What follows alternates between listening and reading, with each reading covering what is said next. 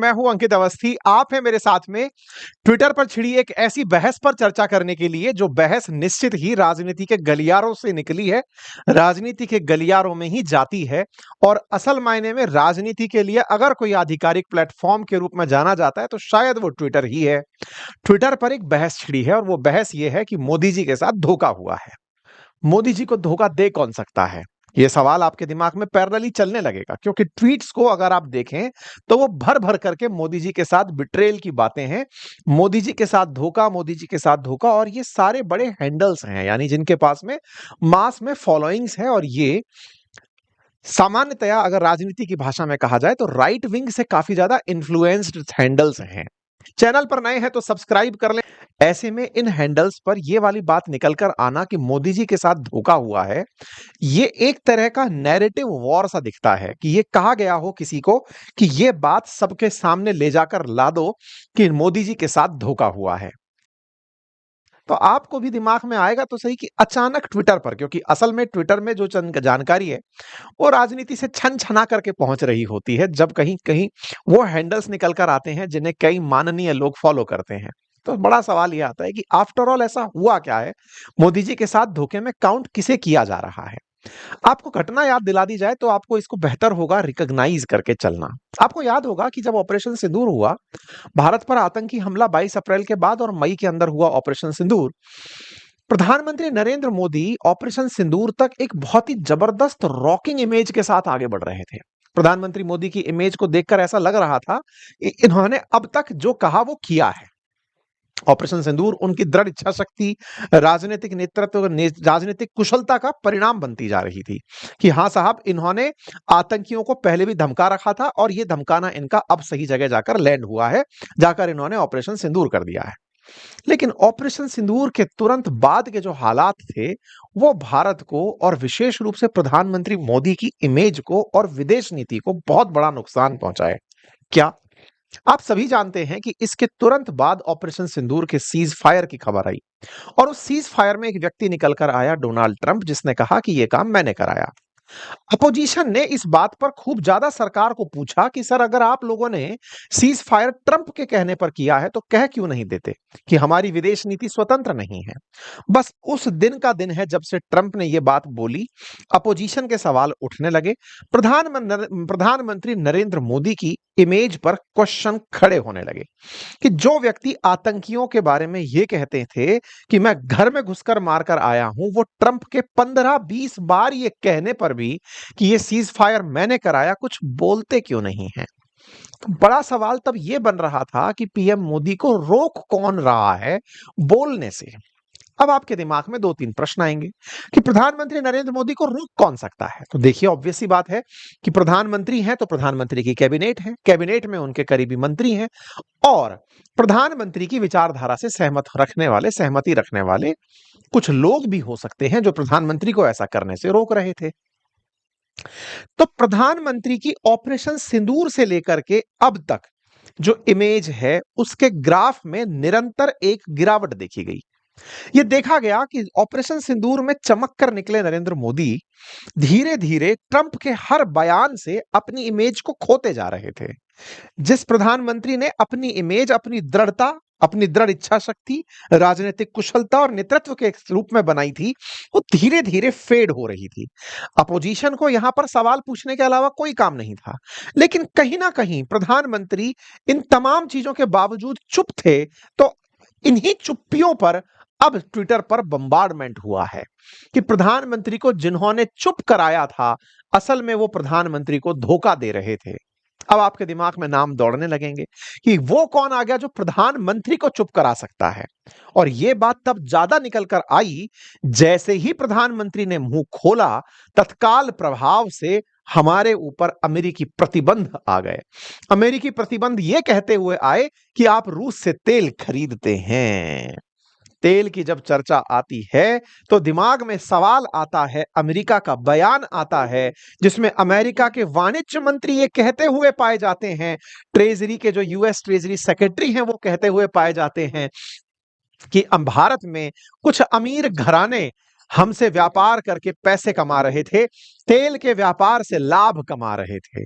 जब घरानों की बात आती है, व्यापारिक घरानों की बात आती है, तो नाम निकल करके बड़े भैया का आता है, अंबानी का आता है। मैं ऐसा क्यों कह रहा हूं?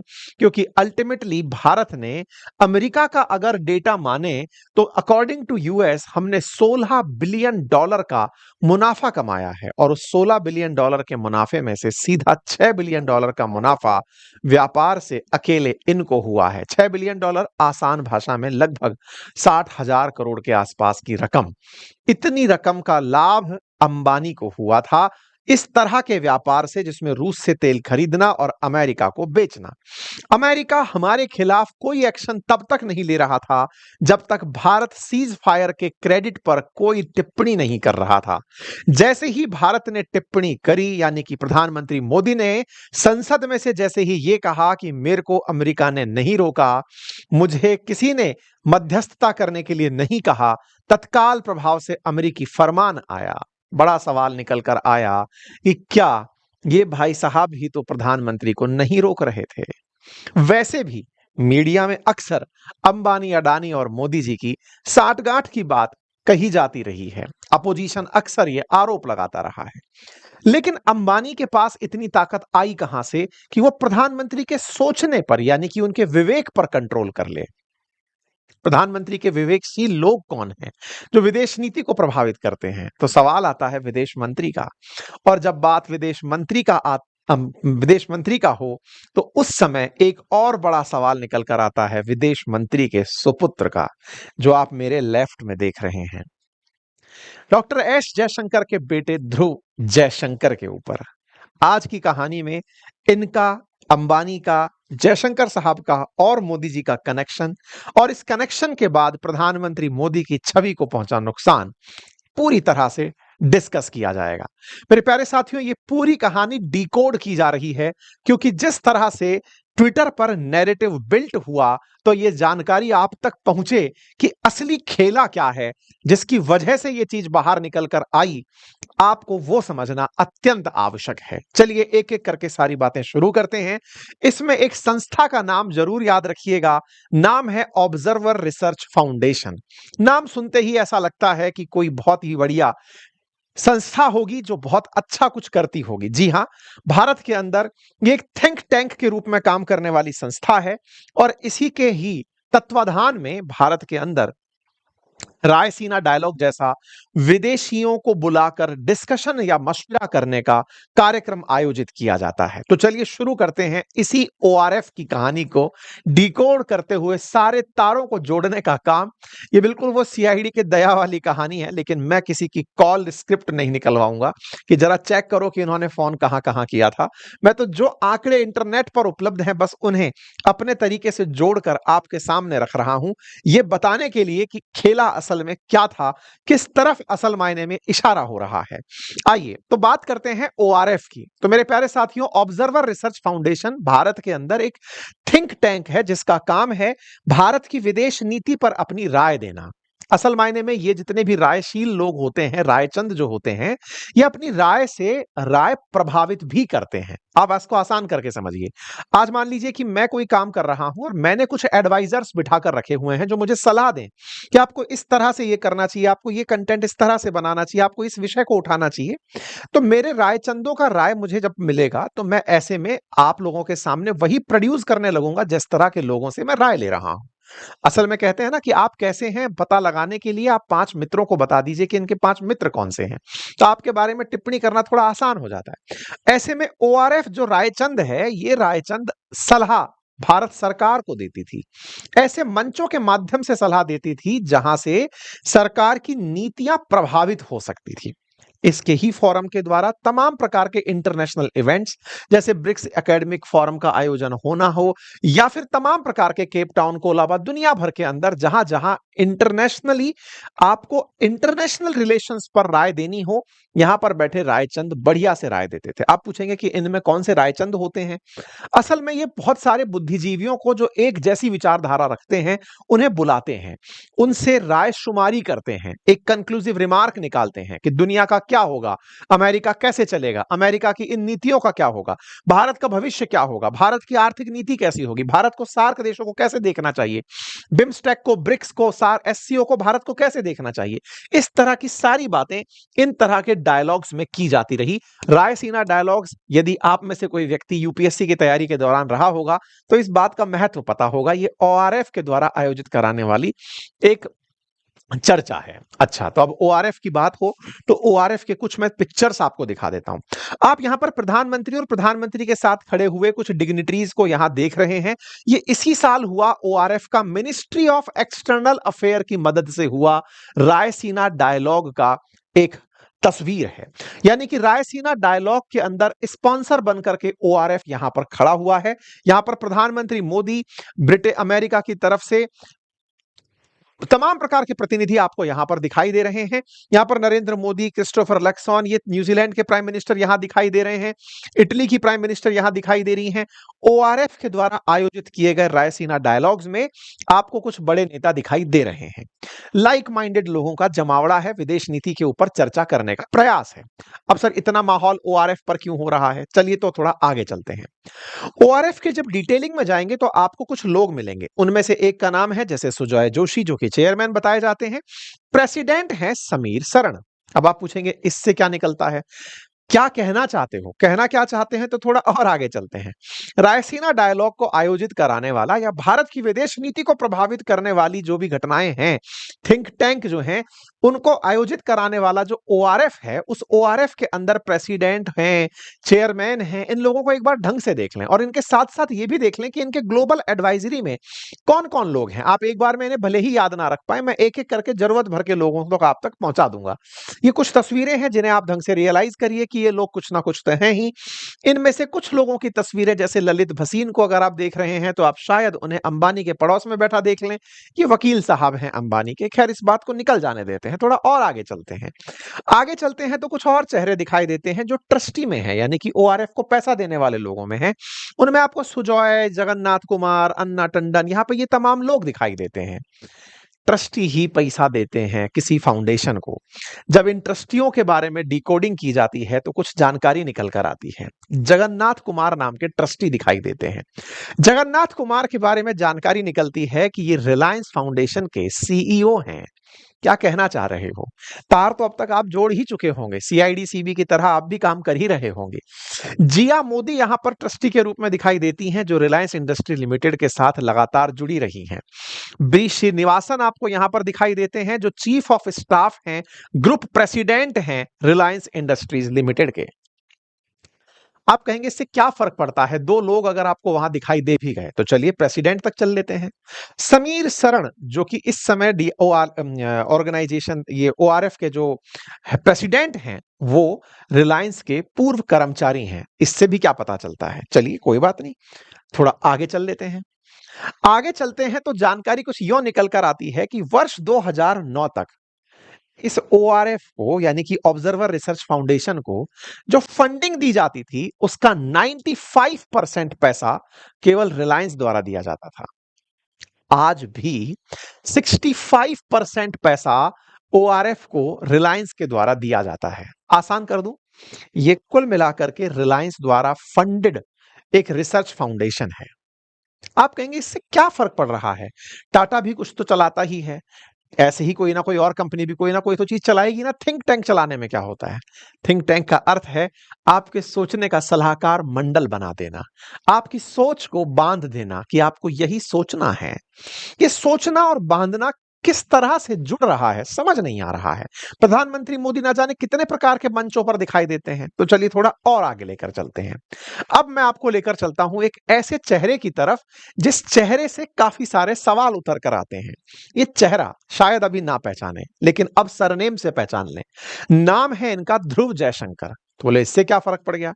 डॉक्टर एस जयशंकर के सुपुत्र हैं ये। इससे क्या फर्क पड़ गया? ये ओआरएफ फाउंडेशन में नौकरी करते हैं। ओआरएफ फाउंडेशन में क्या नौकरी करते हैं? ये ओआरएफ के अमेरिका में प्रतिनिधि हैं। यानी कि ओआरएफ रिसर्च फाउंडेशन अमेरिका से क्या थॉट लेगा या अमेरिका से क्या थॉट ओआरएफ तक आएगी, ये काम ध्रुव जयशंकर करते हैं। Dhruva Jaishankar is a non resident fellow at Lowy Institute and director of US initiative at Observer Research Foundation in New Delhi. Previously, he was fellow in foreign policy studies at Brookings India in New Delhi and Brookings Institute at Washington DC. इनके बारे में अगर आप जानकारी निकाल कर आते हैं तो पता चलता है कि आप काफी सारे न्यूज पत्र पत्रिकाओं में लेख भी लिखते हैं। ओआरएफ में इनकी नियुक्ति हेडलाइन कुछ यूं बनती है कि जयशंकर के बेटे ने ओआरएफ का हेड ऑफ यूएस इनिशिएटिव के पद पर ज्वाइन किया है। यह खबर पुरानी है लेकिन तार जब जुड़ेंगे तो दूर तक जाएंगे। खबर बनती है कि फॉरेन मिनिस्टर जयशंकर के बच्चे ने ओआरएफ वाशिंगटन ऑफिस को हेड किया है, वहां जाकर ज्वाइन किया है। ओआरएफ बोले तो रिलायंस का ऑफिस अमेरिका में, उसे हेड कर रहे हैं हमारे विदेश मंत्री के सुपुत्र। अब इससे क्या तार निकलता है, चलिए और जोड़ते हैं। खबरों को रशिया यूक्रेन युद्ध तक लेकर चलते हैं, वही जहां से अमेरिका का ईगो क्लैश हुआ। अमेरिका के अंदर बैठे राष्ट्रपति ट्रंप चाहते थे कि वो इस युद्ध को रुकवाएं, लेकिन ये नहीं रुका। इस युद्ध के दौरान भारत ने खूब सारा तेल खरीदा। तेल खरीदना हमारी अपनी जरूरत थी। बकायदा एस जयशंकर साहब की विदेश नीति की तारीफ हुई कि भारत ने रूस से तेल खरीदा और ना केवल तेल खरीदा, दुनिया में तेल की कीमतों को स्थिर रखा। भारत की विदेश नीति की प्रशंसा इसलिए भी हुई कि हम बकायदा अमेरिका के साथ इन सब चीजों को कन्विंस करने में कामयाब हुए कि हम तेल इसलिए खरीदते हैं क्योंकि हमारे खरीदने से दुनिया में तेल की कीमतों के भाव नहीं बढ़ते और ये दुनिया के लिए हमारा एक बेहतरीन प्रयास है। रूस से सस्ता तेल खरीदना, क्रूड ऑयल खरीदना, उसे रिफाइन करके देश में उपयोग में लेना तक तो ठीक था, लेकिन खबरें धीरे धीरे आने लगी कि ये तेल केवल देश में ही काम नहीं आ रहा है बल्कि देश से बाहर बिकने जा रहा है। जिस देश को सस्ते तेल से तेल की कीमतों से राहत दी जा सकती थी, हमारे ही देश के बहुत सारे लोगों ने, इंडस्ट्रियलिस्ट लोगों ने, इवन सरकारी शह प्राप्त किए हुए उद्योगपतियों ने सस्ता तेल खरीदा, दुनिया को बेचना शुरू कर दिया। हमारे पास तेल सस्ता ना करके उससे लाभ कमाना शुरू कर दिया। भारत में कुछ कंपनियों ने, जिनमें से रिलायंस का नाम सबसे ऊपर है, इस पूरे काम को दुनिया की सबसे बड़ी रिफाइनरी जामनगर रिफाइनरी के द्वारा, प्राइवेट रिफाइनरी के द्वारा करवाना शुरू किया। रशिया के साथ तेल खरीदा, यह दुनिया को पता है। इंडिया ने लगभग 112 बिलियन यूरो का यूक्रेन वॉर से लेकर अब तक तेल खरीदा है। इस पूरे तेल खरीदने में भारत के विदेश मंत्री ने दुनिया भर में भारत के तेल खरीदने को सही ठहराया है और वो ये कहते हुए पाए गए कि मेरे पास बहुत से विकल्प हैं, मैं इसलिए तेल खरीदता हूं, और हम इस बात पर हमेशा गौरवान्वित होते रहे। रशियन ऑयल को हमने अपने देश में तो यूज किया ही किया, यूरोप में भी बेचा। ये खबरें साल 2023 में निकल कर आना शुरू हो गई थी, लेकिन इन्हीं खबरों ने अगस्त में उस समय सबका ध्यान अपनी ओर आकर्षित कर लिया जब खबर ये निकल कर आई कि इस तरह से भारत ने तेल बेच करके $16 बिलियन का एक्स्ट्रा प्रॉफिट कमाया है और उसमें से $6 बिलियन का प्रॉफिट अकेले रिलायंस ने कमाया है। रिलायंस इंडस्ट्रीज ने कमाया है 50,000 करोड़ का प्रॉफिट। आप पूछेंगे ये कैसे, इसके पीछे की कहानी जानिए। रिलायंस ने 10 साल के लिए डील करी रूस के साथ कि वो प्रति साल 12 से लेकर $13 बिलियन का तेल खरीदेगा। यह डील जब की गई तो अमेरिका के साथ में इन्हें लगता था कि ये सारी चीजें जो विदेश मंत्री कर चुके हैं, अब कोई दिक्कत नहीं आएगी, क्योंकि आप जब रूस से तेल खरीद रहे हैं और आपको यह डर नहीं है कि इतना सस्ता तेल खरीद कर मैं अमेरिका को ही बेच रहा हूं या यूरोप को बेच रहा हूं, तो यह निडरता कहां से आई? निडरता आई भारत के विदेश मंत्री द्वारा भारत का पक्ष दुनिया में खुलकर रखने से। जब भारत के विदेश मंत्री ने ये सब बातें बेहतर तरीके से रखी तो व्यापारी भाई ने प्रॉपर तरीके से व्यापार दिमाग में चलाया और उस व्यापार से लाभ कमाया। अब इस लाभ से क्या दिक्कत है? कोई दिक्कत नहीं। दिक्कत हुई ट्रंप को, क्योंकि ट्रंप को पता था कि इससे असल में लाभ कौन कमा रहा है। जब तक बाइडेन थे, जयशंकर साहब की विदेश नीति अमेरिका के साथ बहुत सही काम कर रही थी, लेकिन जैसे ही ट्रंप आए किसी को भी टेंशन नहीं थी। मोटा भाई जाकर के उनको सेट कर आए थे, बढ़िया से पहुंचे थे। आपको याद होगी कुछ तस्वीरें जब प्रधानमंत्री मोदी इनके शपथ ग्रहण में नहीं गए थे, लेकिन मुकेश अंबानी अपनी धर्मपत्नी के साथ में वहां पर प्रेजेंट थे। यानी कि इनके शपथ ग्रहण समारोह में, इनसे पहले के इवेंट में अंबानी परिवार वहां पर प्रेजेंट था। अंबानी परिवार अपने निजी संपर्क ट्रंप के साथ मेंटेन करते हुए तब भी दिखा जब जब सीज फायर के बाद ट्रंप मिडिल ईस्ट की यात्रा पर आए थे, तब कतर में जाकर के अंबानी भाई साहब ट्रंप से मिलकर आए थे। हमारे देश का कोई प्रतिनिधि नहीं था। अकेले हमारी तरफ से या हमारी तरफ से नहीं, निजी रूप से ट्रंप से मिलने आप यहां भी गए थे और आप शपथ ग्रहण में भी गए थे। तब लगा कि ये कुछ तो ऐसी सेटिंग बिठा रहे हैं ताकि भारत और अमेरिका के संबंध अच्छे रहें, लेकिन इनका आगे निकलकर जाना इन्हें समझ में आ रहा था। इन्हें समझ में आ रहा था कि बेटा तुमको अगर मैं सही से हैंडल कर गया तो तुम जाकर संदेश दोगे विदेश विभाग को कि भारत को अमेरिका के साथ संबंध खराब नहीं करने चाहिए। हुआ भी यही। इनके मिडिल ईस्ट में मिलकर चले आने के बाद, ये तस्वीरें हैं, आपको याद होंगी, अभी कुछ दिन पहले जब सऊदी की यात्रा पर आए थे ऑपरेशन सिंदूर के बाद ट्रंप, उस समय की तस्वीरें हैं ये आते हैं और भारत चुप हो जाता है, सीज फायर पर कुछ नहीं बोलता। ट्रंप के इस जिद पर कि उन्होंने सीज फायर कराया है क्योंकि ट्रंप अपने देश में खोती हुई अपनी लोकप्रियता कि मैं रशिया यूक्रेन नहीं रुकवा पाया, उसे वो कहीं ना कहीं से काउंटर बैलेंस करवा रहे थे भारत के थ्रू। लेकिन प्रधानमंत्री नरेंद्र मोदी के सलाहकार उन्हें कह रहे थे कि अमेरिका के राष्ट्रपति को बोलने दो, वो पागल है, आप उस पर कोई प्रतिक्रिया मत दो। खबरें तो यहां तक आज के अखबारों में भी छपी कि साहब मुकेश अंबानी ही थे जो कि यूएस इंडिया के ट्रेड बैटल को मैनेज करने का प्रयास कर रहे थे, क्योंकि असल में फायदा किसका हो रहा था?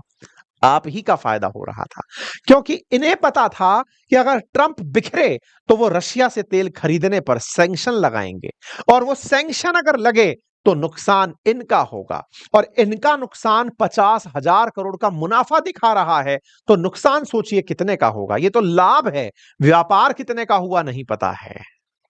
व्यापारी भाई ने इस पूरे खेल को यहां से होकर मैनेज किया। इस पूरे मैनेजमेंट में परिवार का लाभ उठाया, बड़े ही सॉफ्ट तरीके से जयशंकर साहब का दिमाग घुमा दिया, ऐसा आरोप है।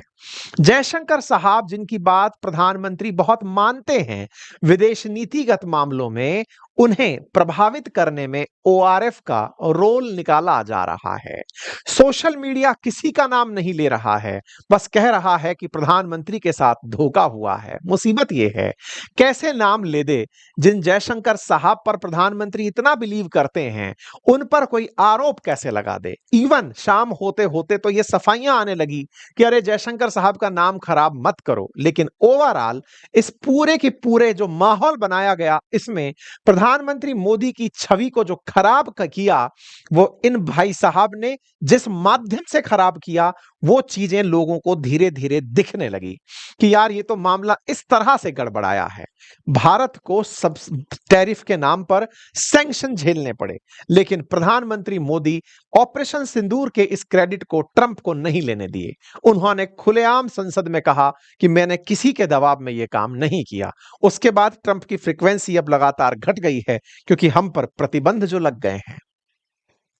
अब बड़ा सवाल यह है कि साहब ये तो कहानी का एक पक्ष हुआ, लेकिन अगर ये न्यूज भी ट्विटर पर ट्रेंड कर रही है तो इसे करवाने वाला कोई तो होगा। कौन ऐसा पक्ष है जिसे इससे लाभ हो रहा होगा? प्रधानमंत्री मोदी और जयशंकर के बीच में अगर रिफ्ट पैदा करा जाए तो इससे किसे लाभ होगा? आइए अब लाभ चलते हैं।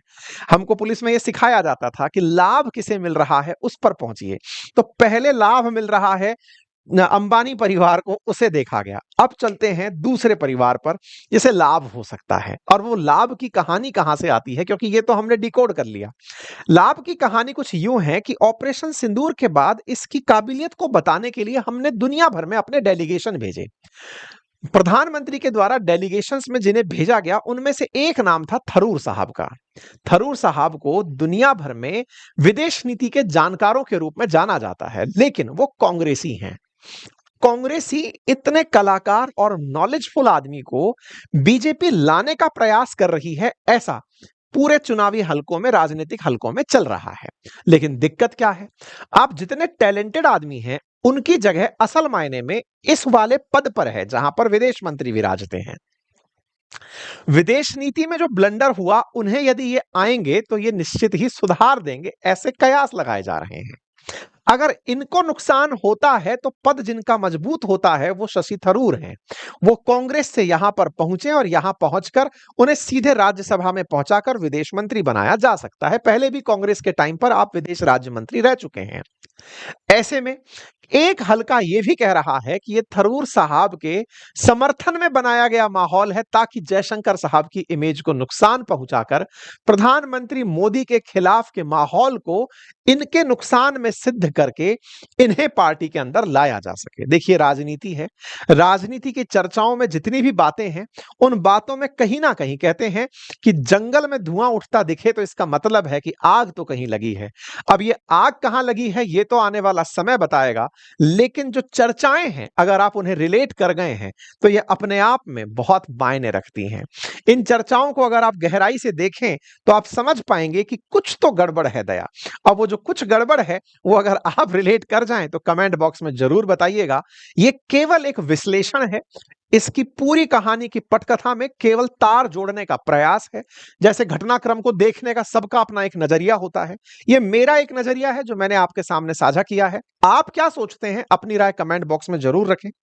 मेरा किसी भी राजनीतिक दल के नेता के साथ कोई निजी द्वेष नहीं है, यह एक विश्लेषण है, इसे उसी नजरिए से देखा जाए।